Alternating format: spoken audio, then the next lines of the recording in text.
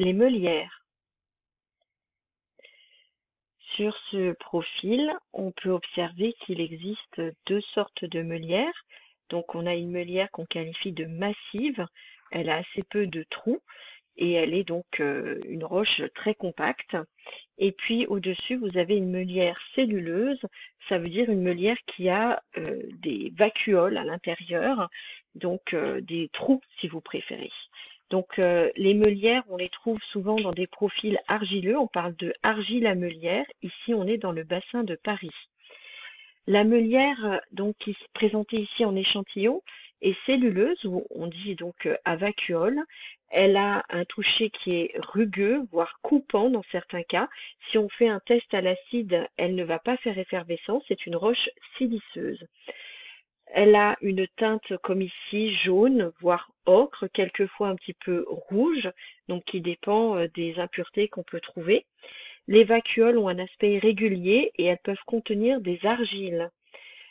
Le quartz lui donne une très grande dureté et son tranchant, et c'est ce qui explique qu'on a exploité ces roches pour fabriquer des meules, donc pour moudre les grains de blé, d'où leur nom.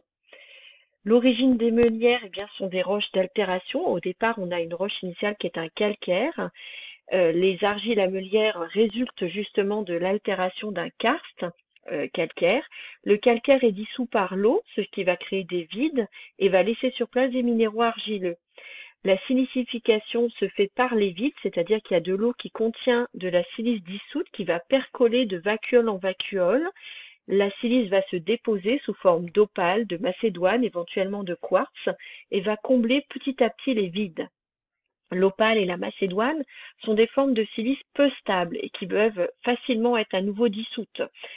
De plus, donc, la silice va se substituer petit à petit au calcaire puisque l'eau qui circule va dissoudre le carbonate, mais va être chargée donc en silice qui va pouvoir se précipiter.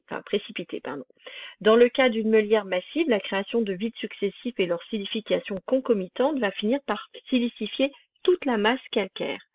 Ainsi, les phases de silice sont progressivement dissoutes vers le sommet du profil en fonction du degré de cristallinité.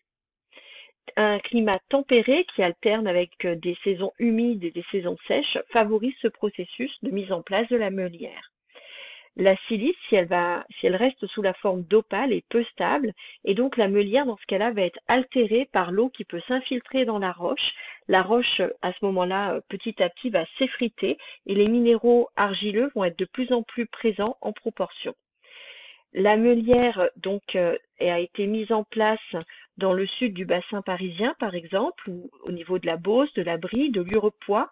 On a une carrière d'exploitation qui est connue, qui est dans la ville de La Ferté-sous-Jouarre, et donc elle a été exploitée comme construction de meules pour moudre le blé ou pierre à bâtir. Donc vous avez des exemples de pavillons du début du 19e et jusqu'au début du XXe siècle.